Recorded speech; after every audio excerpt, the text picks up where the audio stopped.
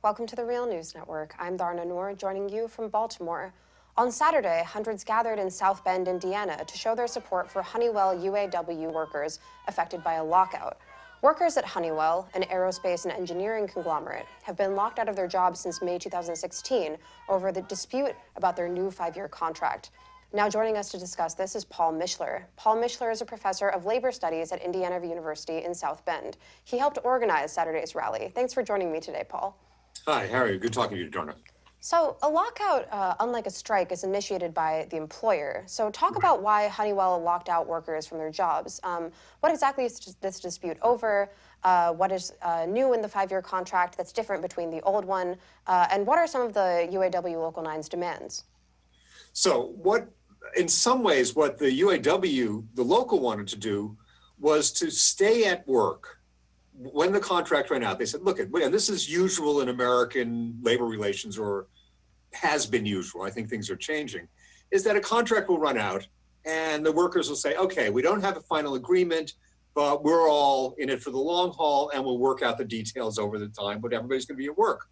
So what's interesting about this, and was I think shocking to the workers and shocking to the community, was that Honeywell put an offer on the table, which particularly had takeaways in terms of wages, healthcare benefits, control on the shop floor, health and safety, a whole range of things, which was really seen by workers as taking a step way back. And the workers, and this, for people who talk about all the problems in the labor movement, these were workers who had a democratic, free election and with a lot of, kind of concern from all kinds of people in the local and leadership, as well as the rank and file, about what it would mean to be locked out. But twice since the lockout happened, they have turned down the corporation every time they've tried to offer this contract. So this is, these are workers who, one, are very, very skilled. This is a facility that produces brakes and other things for airplanes. These have to work. And there are many people who work there who been worked for many years. They are very skilled at their jobs. And they are well paid, right? This is not something you can, hire somebody off the street to do. It requires training. So the question I think that the workers had, and the question that's really, everybody else had who's watching it, is what is going on with Honeywell that they want to do this? And my sense is that this is not something that's just a local issue. This is an issue for Honeywell and perhaps for other major corporations, that they are no longer interested in the collective bargaining status quo that had really obtained, for 30 years, after the Second World War, and in the unionized industries until very recently. They've had it. The problem is that most trade unions are not prepared for that. They don't want to go back to the 30s where every step forward is blood, sweat, and tears. But Honeywell did the same, threatened a lockout for a similar facility in Minnesota. Well, Paul, we will get to that, but I just want to get to a few more of the specifics about this particular struggle. So in this particular struggle, even months before the lockout began, 150 to 200 temp workers were hired from Strom Engineering, a firm, to perform the task normally undertaken by those who were locked out, the employees who were locked out. So talk about the UAW Local 9's reaction to this. Talk about how these temp workers have been perceived by the union and by the union supporters.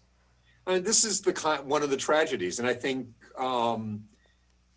they were brought in. Everybody knew they were being scabs. I mean, everybody knew they were being trained to take the jobs of the people on the line. They didn't feel they could do anything about it. So they were standing there for 2-3 months, working, showing people how to do these jobs, that once they were locked out, the union workers were locked out, these workers went in as temporary workers and as scabs.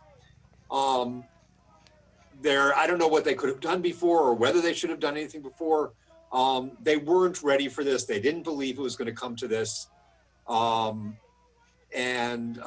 These workers are doing their jobs. Now, I'm not sure how much of this is apocryphal, whether it's wish fulfillment or the talk among the workers is that they're not turning out anything that's good. And they're saying, look, if these people don't know what they're doing, even though they trained for a couple of months, it takes more than that to know what you're doing. They're really not producing anything. That a lot of the things that the plant used to produce are being produced at other facilities, but this is being very expensive for the corporation. I'm not sure that's true. It would be nice.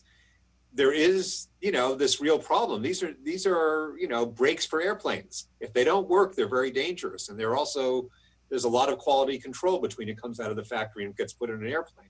So if they're not producing well, it's not good for Honeywell. So they may see that the long-term benefit of, really is horrendous. Wage cuts and benefit cuts. People are losing their health insurance. People are going to lose their vacation pays. They're losing a lot of power. Seniority was a big issue that they tried to take away. They want to be able to totally move around people without any input from the union. So it was really sort of, kick in the guts for a union that's been there since 1936 to have all this just wiped out. And I think that's what made them very angry and very determined that they weren't going to be pushed around. They were going to keep voting down these contracts because they saw them as being not just the issues, but they were insulting beyond that. And to your earlier point, Honeywell has a bit of a reputation in the labor community. Last month, as you were saying, there were reports that the Teamsters were prepared for a possible lockout at the company's Minneapolis facility. So talk about that a little bit, if you could. Talk about Honeywell's history of employing this tactic, the lockout. It's very recently, they're using it a lot. They threaten, one of the things that happened with the South Bend facility is that they can then go to workers elsewhere and say, look, this is how we're willing to do it. And so they threatened the Teamsters with the lockout. But what the people from Local 9 said to me was when they talked to the Teamsters, they'd already lost a lot of this in earlier contracts. This was a very strong local, and they held on to things a lot longer than other similar facilities. For example, he said the Teamsters had already lost the healthcare of the last contract. So the Teamsters settled, and they said they didn't want to do this. So in some ways it worked, right? They looked around, they looked at what was going on in South Bend and said, we don't want that. This is what they're going to do if we don't support the contract. So they voted to accept it. There's another facility very similar to this in Green Island near Albany, where they're also being locked out, and there's a bit similar kind of struggle going on. So Honeywell seems to be very comfortable in using this, not just as a kind of local expression, but throughout the corporation, that this is the time they've chosen that they're going to go after the unions in their plants. And this is a good way of doing it. But in South Bend, it does seem that there has been some local support for the UAW Local 9. A local news report said that hundreds gathered at the South Bend rally this past Saturday, which you helped organize. So talk about why you chose Saturday, February 11th for the rally, and about who came to participate. So there'd been a lot of talk. One of the issues is that Local 9 has been one of the sort of most stable labor organizations in the city. And one of the problems with that is that they actually had very little public presence.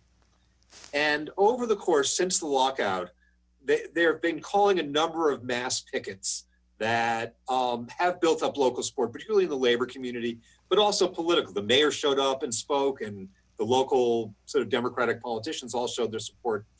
And the other sort of piece, which was very important, is that the arrival from Detroit and Chicago of the auto worker caravan bringing material aid from other auto workers. And they came in once earlier in the year. And one of the reasons we chose the date was because they were planning an arrival in February. And we thought that this would be a really good occasion to make a big splash in the community about what was going on in Honeywell. February 11th is significant because it is the day when the Flint sit-down strike won.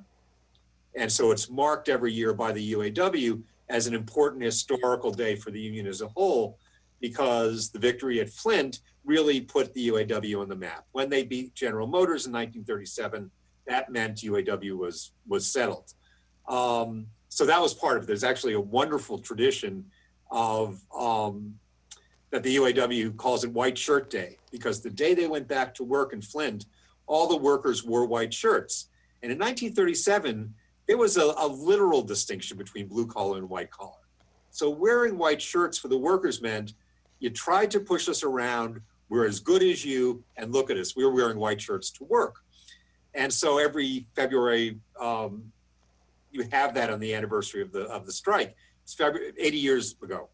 So all those three things came together. And then sort of in our discussions of people who were sort of the labor sympathizers and the union people and Jobs with Justice and Central Labor Council, as we were talking about it, is that this had to be something which opened up this struggle to the community.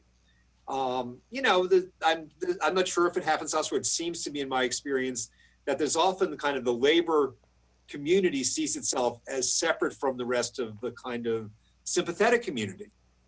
And often people outside of the labor movement don't know how to get in, don't know what to say, don't know how to say it to people in the labor movement. And around here, it's pretty hard. It's a very traditional industrial manufacturing working class, and there are bunches of sympathizers attached to the universities, healthcare system. So there are a number of different parts of the working class. So one of the things we did was to turn this into an event that was about opening up this struggle to the community. And while the labor movement showed up and there were people from a lot of different unions, one of the things that was really important was that the sort of labor sympathetic community showed up. One, because we invited them to speak.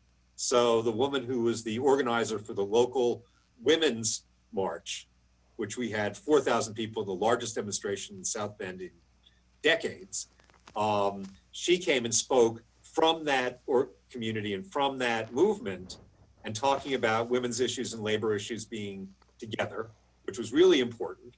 But she also talked about herself as being the daughter of a union plumber and what it meant to grow up in a union, right? So here's this professor who in all of her life nobody would have known that she's a labor person, but she said, look, this was important to me. I knew what the union did. It made it possible for me. Professor Paul Mishler, thank you so much for joining me today. We're going to pick this up in part 2, so stay tuned.